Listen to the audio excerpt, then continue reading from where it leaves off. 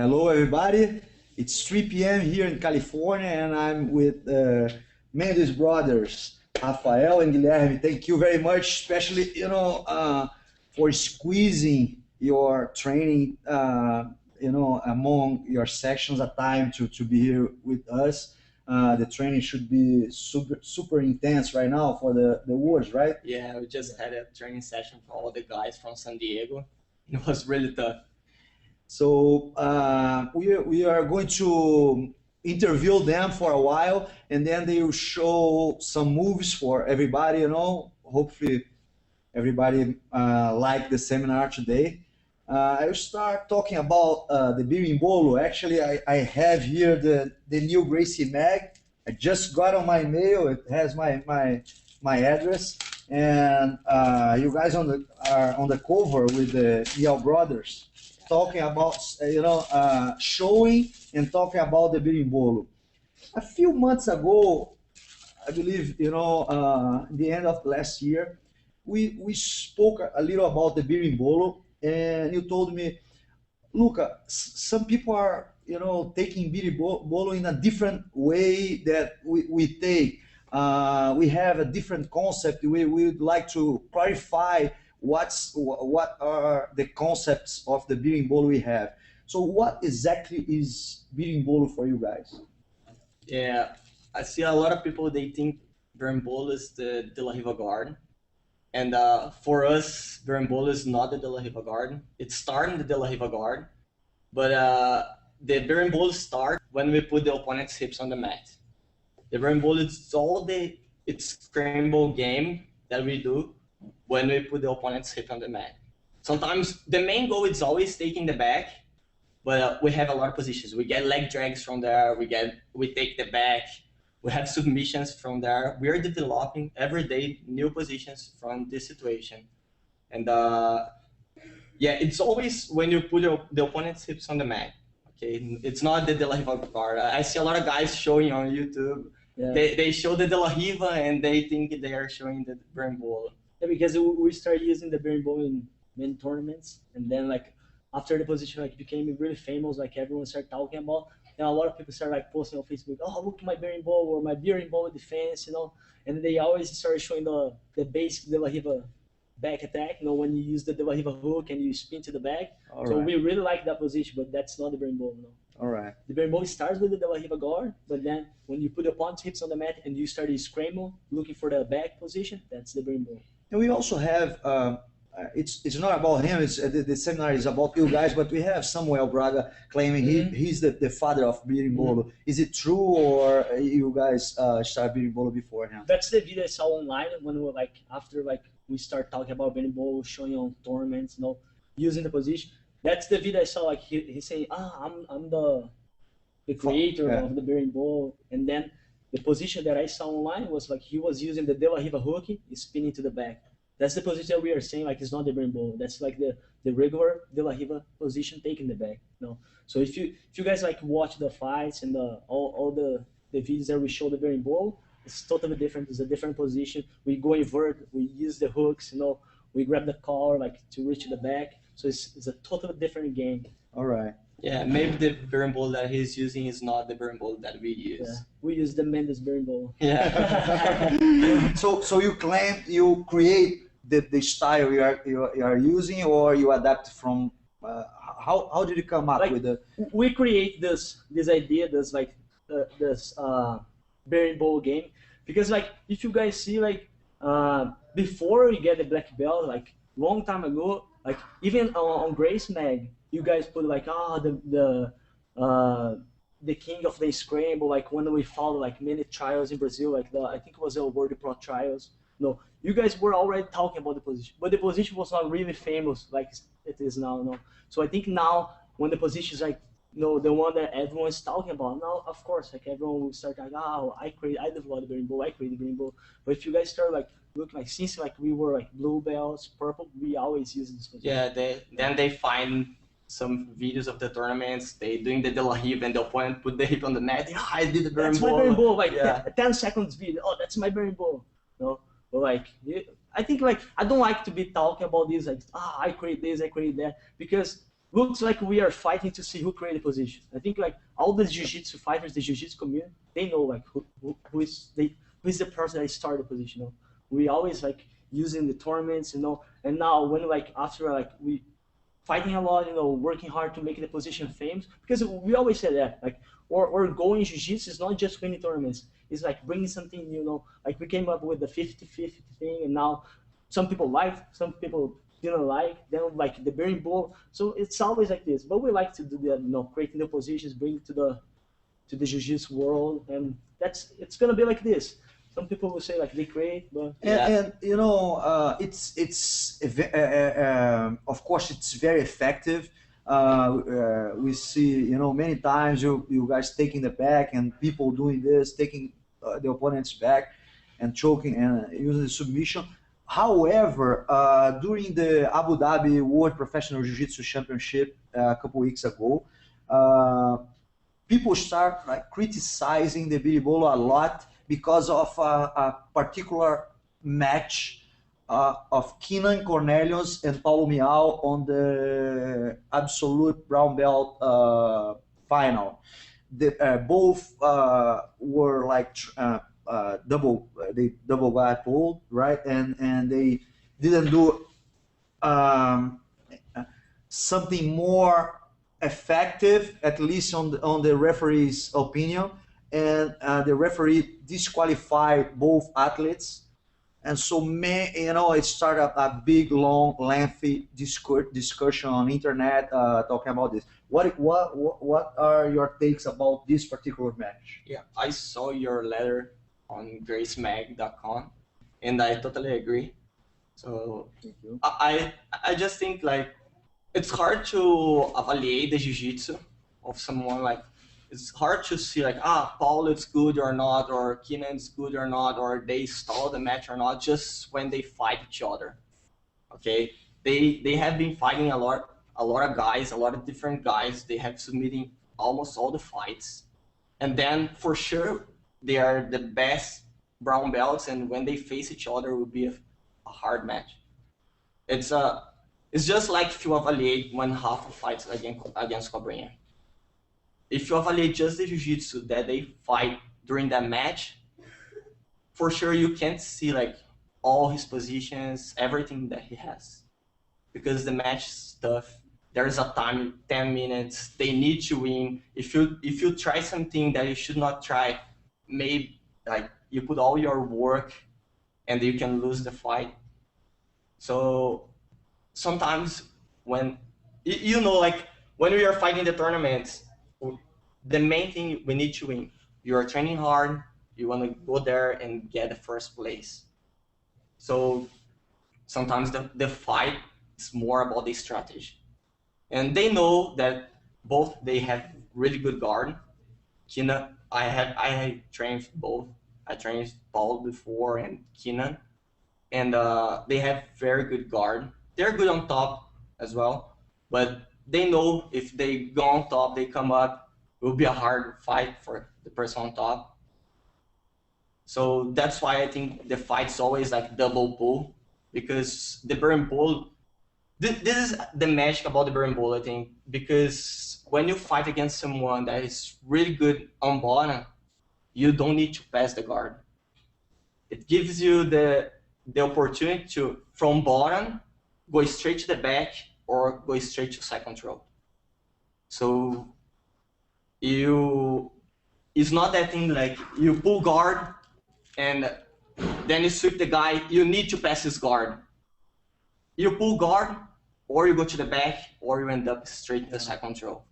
So I think this is the match from Berimbolo, and they know that, so that's why they are trying this position against each other. It's like a different way to fight. You know, it's not like the same thing. One guy pulls guard, that guy has to pass or sweep, or you pull guard, you have to sweep, and the other guy has to pass. You know, and it's something new. You know, I think people like new things. You know, different. Like you were saying, you know, from the bottom you can go straight to the side control, you know, or to the back.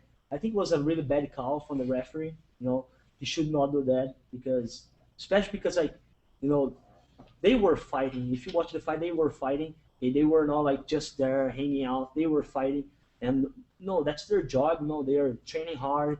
Like athletes like them, like they are training all day, and dedicating themselves like 100% to be there to fight a tournament, winning the trials, going there, and then when you go there, you are fighting, and the referee just disqualified. I think that's not nice.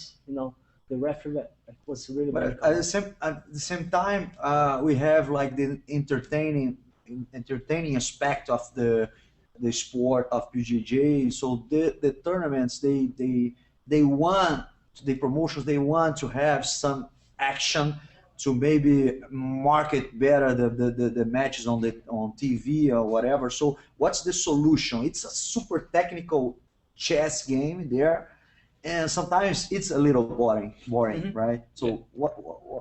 I agree, and I think we should like the confederation. They should like change something in the rules, because I don't like when people are trying like heavyweight guys. They are doing like just judo during 10 minutes, and I'm watching there are people just trying to throw each other. Nobody wants to pull guard. It's Yeah. just like Yeah. head fight. Yeah, it's been a while that forever there were boring fights. Yeah. Exactly.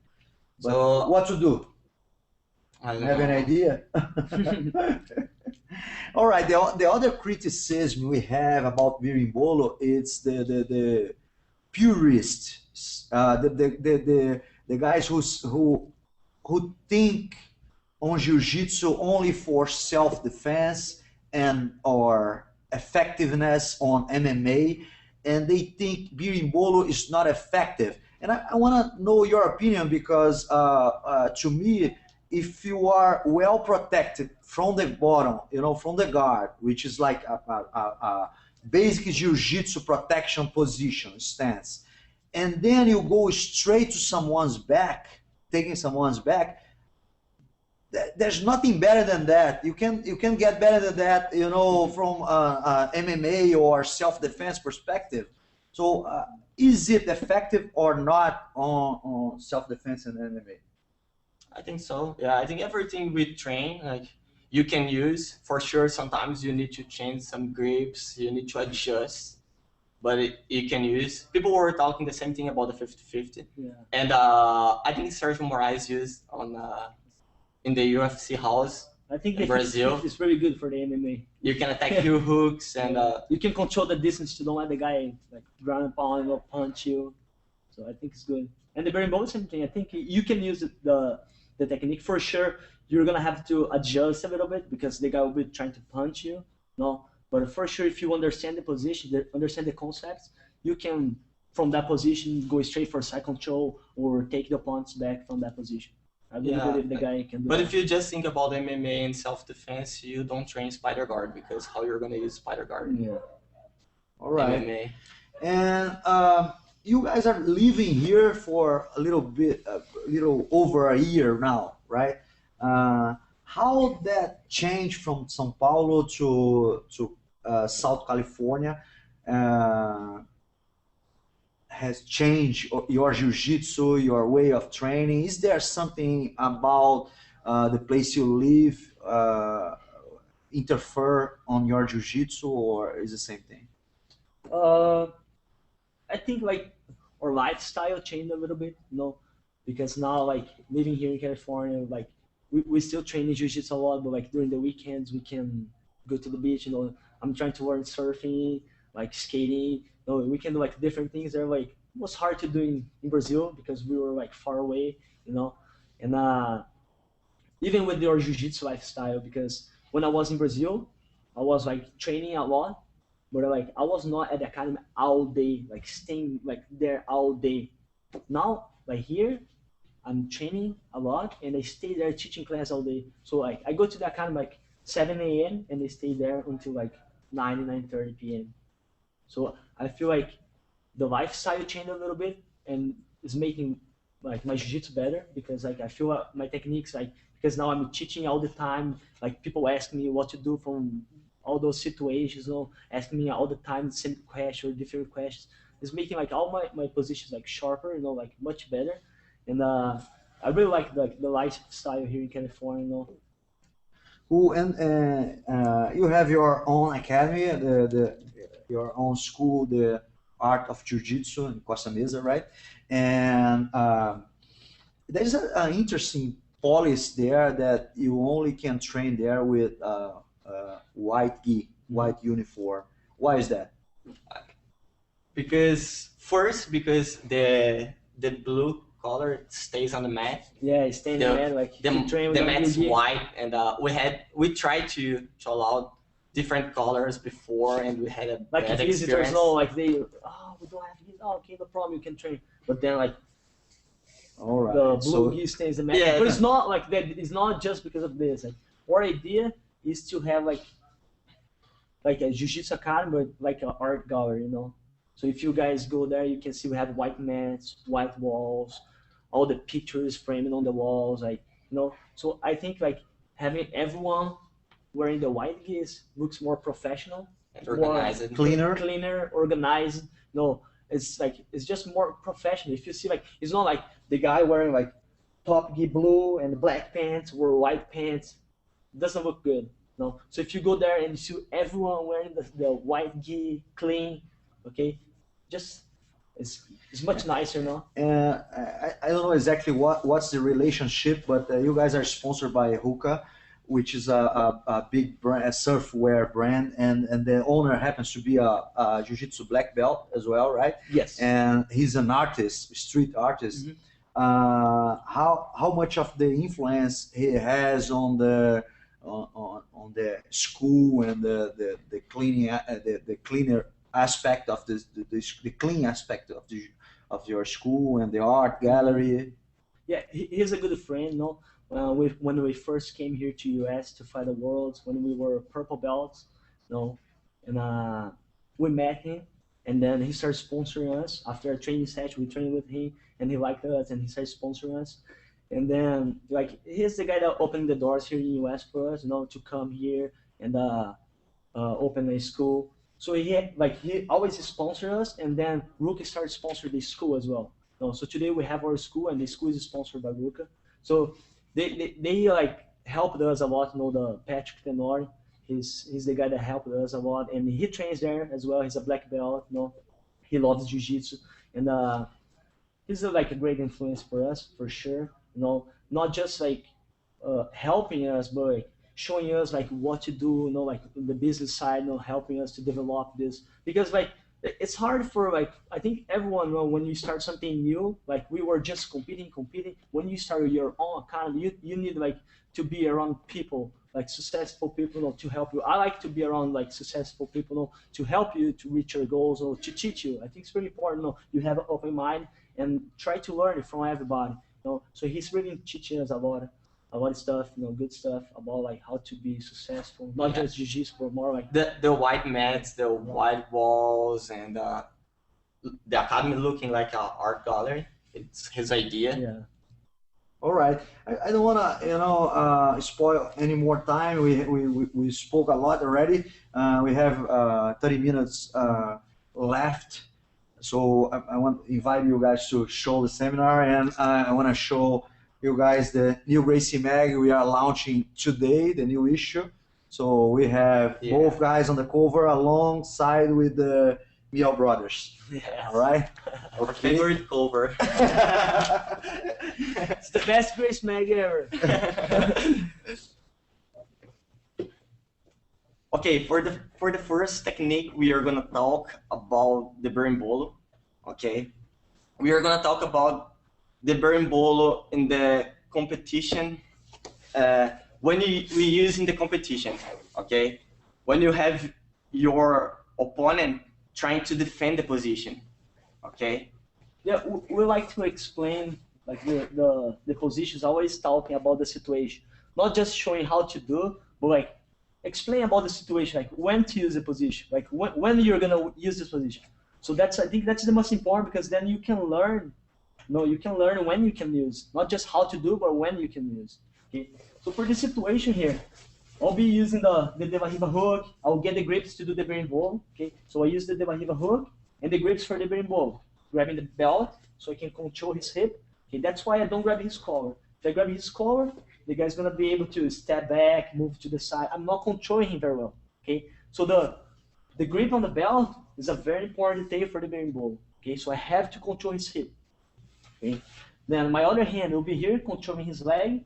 Okay, and I have to put his hips on the mat. Okay, so my main goal here is put his hip on the mat so I can go invert and start scramble to take his back. Okay, so when I do that, if the guy is grabbing my collar, I'll have a hard time to go invert, to spin under his legs. So that's when we're gonna work the submission. Okay, so when we start the position here, I'll grab his collar, right?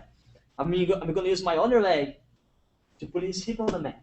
Okay, so when I put the hips on the mat, if the guy knows the berimbolo, he knows what I'm trying to do, he will not let me spin, right? Because my goal is to go here, go invert, and from here start taking his back. Okay, but now he knows the berimbolo and he wants to defend the position, so he's gonna grab my collar. I will have a hard time when the guy's grabbing my collar to spin, because he can push my head away and don't let me go invert. Okay, so what I have to do when the guy's doing that? Okay, I will keep holding the belt. I hold his belt so he doesn't stand up or run away. Okay, so I keep holding the belt and I will let go of this grip here on the ankle. I was grabbing his ankle. I will let go and we're gonna control his triceps. Because then I wanna bring his posture down really low. Okay, and control him here. So I grab his belt. I'm ready to do the berimbolo. The guy is blocking my head. He doesn't want to let me go invert. So I let go there and I control his triceps. Okay, now I need to hug his arm and use my head. Just like when you do the arm bar from side control, you have the underhook, you control the triceps, you tuck your elbow in, and you use your head to don't let the guy move his arm. That's it. You have the same position. Keep holding the belt just to make the position tight. Okay, now if you guys see, he's controlling my pants. So I can't swing my leg over to go to the arm bar. Okay, so what I have to do? I have to break the grip. Okay, so I'm going to step on his biceps just like spider guard. Okay, so he's trying to push my leg away. Okay, what I will do is just circle my leg, step on his biceps. Okay, and then even if he's grabbing my pants there, doesn't matter anymore, because then I will be able to use my knee and pass over his shoulder. Okay, so then I go here. Okay. Hips up, using the knee. You see, I'm using the knee to push him away. Just in case he's trying to smash, I keep using my knee to push him away. So we go here, and now I will spin to the arm bar. Pay attention right here on my knee. Okay, I don't need to keep holding his belt. I'll let go and control his arm. So I control his arm, I keep spinning, and I will get to this position here. Okay, I pinch my knees together, of course. I slide my hand to his wrist, and from here I get the submission. So I have the De La Riva, I put his hips on the mat. I want to take his back. I'm trying to go invert to take his back. But the guy is defending there. So I don't like to just be there like fighting against him, trying to do the position. Oh, that's when you get tired, when you're fighting against your opponent like that. So my best option would be to switch to a different technique. Okay, I'll do one more time. So I have the De La Riva, even if he's standing, okay, no problem. If the guy stand up, I have the same grips, okay, same position. I start using the De La Riva, I control his ankle and I control his belt, okay. Don't grab the collar. If you grab the collar, the guy's gonna be able to move, okay. And it's really easy for him to break this grip. 2 against 1, boom, it's gonna break your grip, okay. So your right hand goes here to the belt. Now I put his hip on the mat. So I use my legs and my grips, and I bring his hip to the mat. Okay, if he's not controlling the collar, I'll just go invert, spin, and take his back. Okay, I just take his back. But now, he's gonna grab the collar. So I get to this position. I feel it will be too hard. He has a strong grip here on the collar. And what I don't wanna do, this is wrong, is go here and break this grip. Why? Because now he's going to be able to pass. I'm not controlling him anymore.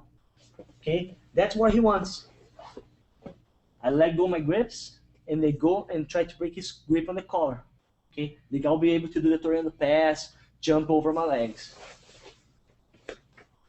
So he's blocking my head. I will control his arm. Okay? Make sure you grab the triceps not here, not the forearm, not the elbow, but go right here, higher, and reach the triceps. Tuck your elbow in, use your hand. Okay, now I have to use, at this point here, when he's grabbing my triceps, I feel like it's really tight. I can't move. And I'm hugging his arm and not just holding, but I'm going like this, putting pressure on his arm.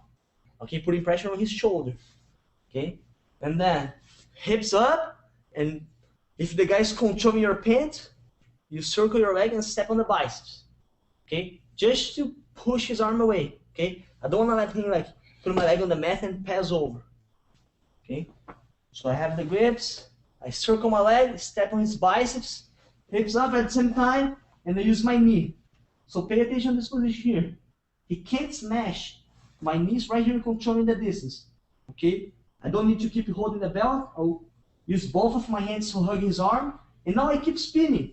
I have my left shoulder on the mat, so I'm gonna put my right shoulder on the mat and look to the other side. So I go here and look. Boom. I'll get to this position. I pinch my knees together.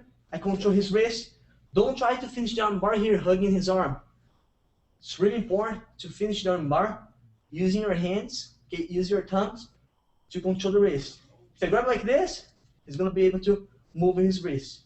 So the way I like to finish the arm bar is here, controlling the wrist, and then I always twist his hand, his pink towards his legs, because it's the same angle of his elbow, same direction. Okay? So I don't care about like his hand or his thumb, like going like this is wrong. So I always look to his pink and I pull towards his legs. I go here and boom. Okay. Okay, now for the second situation, okay, it's a tournament situation. We always have this question when we go for seminars or even at the academy. The students always ask how to pass the lasso guard. Okay, so you are trying to pass, you grab the collar, and your opponent, he's using the lasso. Okay, so this guard here, it's hard to pass because, especially when the opponent is using this guard, it has a strong grip. Okay, so it will be hard to break this grip here. If you guys try to break this grip here, it will be hard and you waste a lot of energy here. So what I like to do, every time the guy is using the lasso, I'm gonna grab his belt here. Because now he cannot pull my arm in and attack the arm bar or omoplata. Okay, I protect this arm. Now the other hand, I start controlling the pants. Okay, now what I need to do, I need to block this leg here. Because if you try to pass to this side, the guy will be able to control your leg and sweep to this side. So what's wrong if you do like this? Start passing to this side. Okay, the guy is trapping your leg, controlling your arm. Okay, he's gonna grab it here and sweep you to that side. Okay, so I don't like to pass to this side. I always pass to the other side. So I grab the belt, you grab the pants. Now I use my arm here to trap his leg. Okay, I use my shoulder, always putting pressure. I lift my hip, okay, and I start putting pressure like this. Now I start walking to the same side that he's grabbing my sleeve. And then we're gonna use this knee here inside. So it'll be like this. Keep the pressure. The guy will not be able to move this leg. Okay, if you guys don't put pressure, he's gonna escape his leg. Okay, yeah. So keep trapping his leg. Now walk to the side until you feel you can pass this knee inside. Okay, so go 1, 2, your knee in. If you pay attention now, you have the leg drag. Okay. Now I use this leg to adjust. I pinch my knees together. Okay. Now this hand, I switch the collar and I let go the belt. Now I start smashing his legs to the side and I use my elbow to control his knee. Okay. At this point, the guys, they always let go this grip. Trying to push and defend the guard. Because I'm going to stay here, putting pressure, trying to break his grip. And the guy on bottom, if he stay here, if he's not pushing, finally I'm gonna break the grip, and then I'm gonna pass the guard.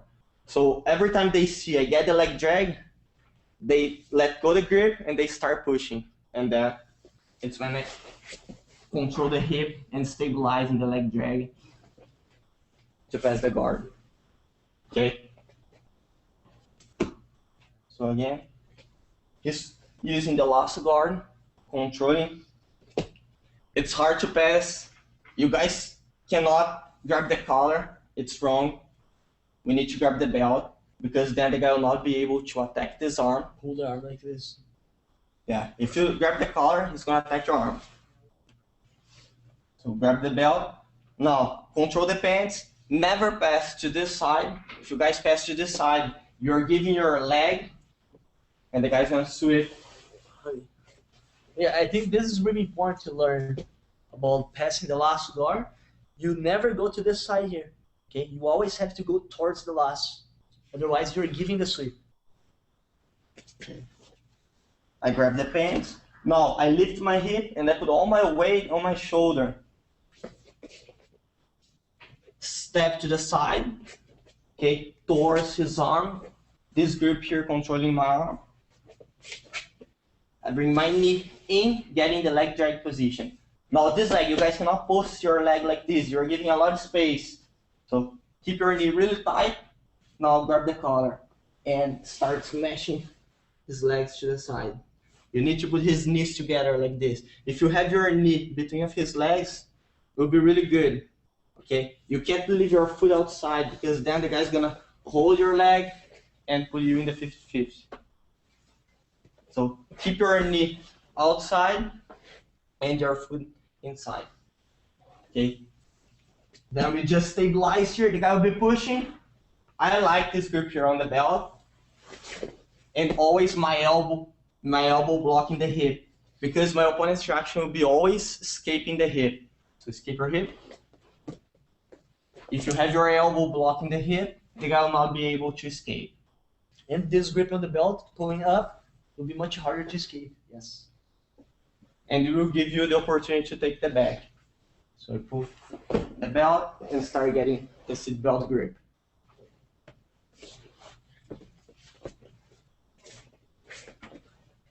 Yeah, so he's pretty much doing the leg drag using just his legs.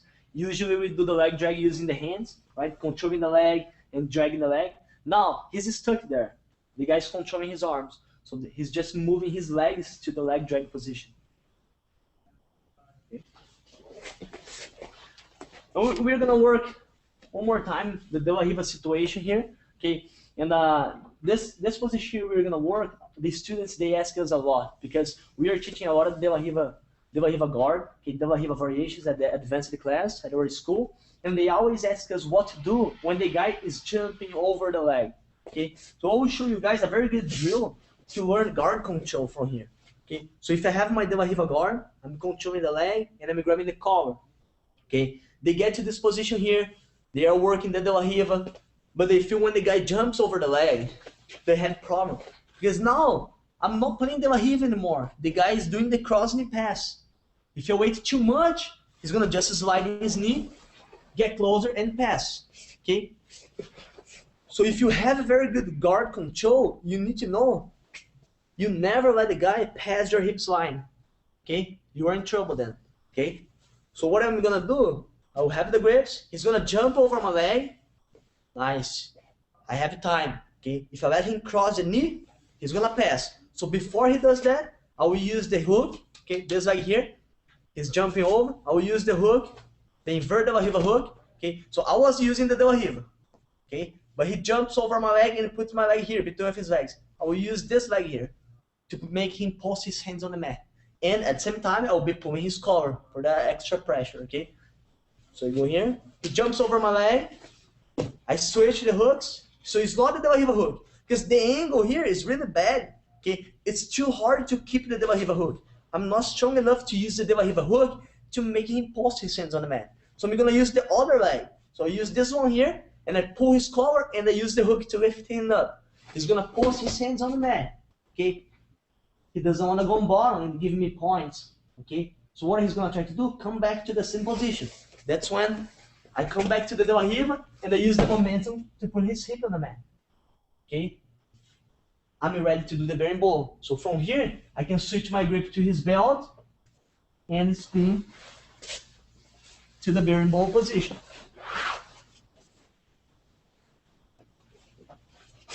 So this is a very important drill. Okay, it's good to do every day. We are doing every day to warm up. No, starting the De La Riva guard. One guy pull guard, put in the De La Riva. Your partner jumps over your leg. You make him post his hands on the mat. You recover the guard, using the momentum to put the hips on the mat. Because it's too hard. Just from here, he has a good balance. Put the hips on the mat. Okay, so I'll wait the momentum. No, when he jumps over, I make him post his hands on the mat. When he comes back, I get De La Riva and put his hip on the mat. Okay, now I'm ready to switch the grip and spin to take his back. Okay, one more time. So this is lower now, so you guys can see. Grip on the collar, other hand I'm controlling the ankle. Okay, I'm playing De La Riva. He jumps over my leg. Don't wait too much. Don't try to stay here holding the guy. He's gonna put it in the half guard. He's doing the crossing pass. So as fast as possible, forget about the De La Riva hook and use the invert De La Riva hook. Okay, I lift him up using my hook and I pull his collar. My idea here is to put his hands on the mat. Okay, so I put his hands on the mat. Okay, he's gonna try to come back. When he tries to come back, you see how I move my hip? Okay, so we'll go again. So I go one, now pay attention to my hips and my left leg getting the De La Riva back. So I go here, De La Riva, and now I pull his collar to this side and I use the hook, putting his hip on the mat. Now I just switch the grip to the belt, okay, and I spin to the berimbolo.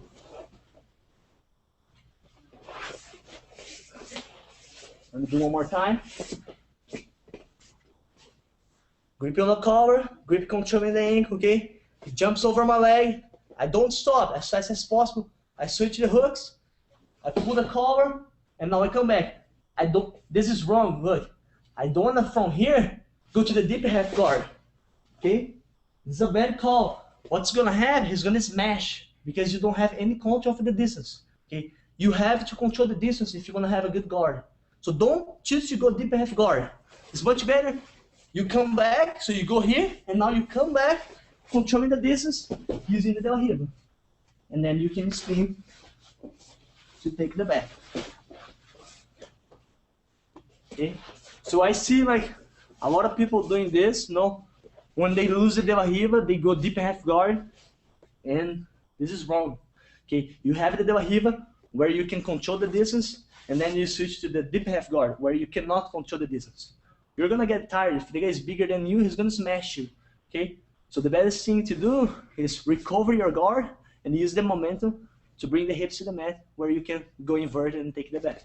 Yeah, we always tell our students that the most important when you are playing ball, you need to be safe. You can't let your opponent pass your hips line. If the opponent start passing the hips line, you're gonna have trouble. The guy, if he's heavier than you, he'll be able to smash, get the half guard. Okay, so the concepts that we use, it's always controlling the distance. We like when we play guard, always having the guy here behind my hips line, because then I can move my legs, I can move my arms. Once the guys start passing the hips line, I don't have space. What I need to do, I need to use this strength to push the guy. And then you start getting tired, because if the guy is stronger than you, or if you start getting tired, you are not able to push, then finally the guy is gonna get the side control. Yeah, during the fundamentals class, I always explain about this. No, I wanna make all these students understand that like they need to have a good guard that like they can use against big guys, small guys. No, you can't just be good fighting on ball if you're fighting against someone that's your size or smaller than you. No, you need to have that guard that you can pull, even if the guy is like ultra heavyweight, and you can deal with the situation. No? You can control the guy there. No, from there reach a good position. Okay, you can't be like, oh, he's too big. I can't pull guard. No, how you're gonna take the guy down if he's too big? No. So if you learn the concepts of controlling the distance, it's gonna make your life easier. Yeah. Playing bottom. And we are lightweights, so when we play on top, we always explain the students the importance of being fast and moving side to side. Because if you, especially if you are a lightweight and you start smashing, trying just to smash, what's gonna happen? You start getting tired because the guy will be always controlling the distance. He's stronger than you. His arm is really strong. You are never able to put your chest on his chest. So our concepts on top, it's always like moving side to side, always trying to reach a better position, controlling the hips. Because if you move side to side and you control the hips, you're gonna be able to choose between taking the back or getting the side control. Yeah, like you, of course, you need to know when you have to adjust and use more pressure, but it's much easier to reach a good position when you are start passing to one side, then you switch to the other side, then you go back to that side, and then you get a good position. Then it's time to hold and put pressure and pass. If you guys pay attention, like and watch the fights, even the bigger guys, like big guys, heavyweight or ultra heavyweight guys, the guys that are winning, they are using speed on top. They put pressure when they need to put pressure, but they are using speed. So they are moving fast, boom, boom, boom, boom. Then they get a good position, and then they smash. It's not that game like knees on the mat and smashing all the time. No, they are here, good posture. They are always here, like boom, going side to side, and then when they get a good position, they start putting pressure, and smash. So I think this is really important. If you're on top, you know how to go from one side to the other side attacking. Yeah, a lot of heavyweight guys, they come to our school and when they first come, they always think that the game for them on top is always putting the knees on the mat and stay like a heavyweight. And when they start learning our concepts about moving side to side, even if they are heavyweights, they don't get tired on top, they start getting better positions. So you guys will be able to watch our class online. Okay, all the class we film and we share on our website, mendesbros.com. Okay. Yeah, we have the online training program, so it's nice because you guys can follow up and watch the class, the curriculum that we teach at our school, at our Jiu-Jitsu Academy. So every day we film the question and answer. I think this is a really good idea, filming the question and answers. So I explain the position and I ask all the students if they have questions, and then we start talking about the position. They ask, I show what I think, and they ask again. It's really good because that's how you find new details, how you make the position better. What's the website? It's mendesbros.com. All right, so go to mendesbros.com and watch online. And I think I see a lot on YouTube is when you receive guests, you film the training with the guests as well. It's sometimes it could be a little awkward for a guest to go there and be filmed. And how do you deal with that? You ask the guy permission, or if the guy is there, it's like allowing you to film. They know we have the online training program, so we have someone there this person working there filming the class. So this guy is always there filming all the class, all the sparring training. So it's not something like, oh, the guy's here, get the camera and we're gonna film. So the camera is always there, it's always on, and the guy is always filming. Right. So they don't feel that pressure, oh, someone is filming. Well, of course, if someone says, please don't film, that's fine. But that's good, we film the training, and doesn't matter if we get a good position, get the submission, or if they get the good position and get submission, we're gonna post on the website anyways. Yeah, it's So can be good or it can be bad. Depends how you train. So you don't filter if you're No, not in a we good promise. situation. We promise. Don't think All we right. just put the good. It's a new thing, you know. Marcelo Garcia does it as well. You know, he like films, you know, himself training with guests. But you know, it's kind of funny. You see like guys from all, other schools going there, and or even of your own school, but I mean own team, not school, and you can watch also like them training with different people. People sometimes they even compete on the on tournaments. You always need to think about the good side. You can become famous. Regarding the pass, you know, what about close guard? What do you think is the best to stand up to pass or to be on your knees and open the guard? I think you need to stand up. Stand up for sure. I always stand up. I feel it's the easier way to. Let me show you. We have a very good concept that people always have trouble because they are not able to control the hip. So let's say if you start grabbing the collar or grabbing the belt and you are not controlling the hip, they will be able to get the arm bar or sweep you. Climb my leg, get the high guard. No, So I can move. what I like to do here, I grab the belt, I keep my elbows inside, and I always put pressure on my opponent's stomach, and I jump or I step back and I stand up, and I use my knees to control the hip. Because now the guy will not be able to get the arm bar. You see, if he cannot move the hip, he'll not attack the arm bar. So you worry more about the hips than about your own posture, for instance, or you look towards the ceiling. Yeah, I pay attention on my posture, but like I feel like if I control his hip, he'll not be able to get the submission. All right. And the way that we like to stand up is different. Like I don't like to go like 2 steps, 1 and 2. Because what happens when you post one leg, the guy's gonna underhook, right? So the way that we like to do is jump. So like he's gonna jump and then control the hip right away. All right. Okay, so another useful tip for you guys. And remember, mendesbros.com. Yeah. And you can Check it watch out, you guys will like. everything online.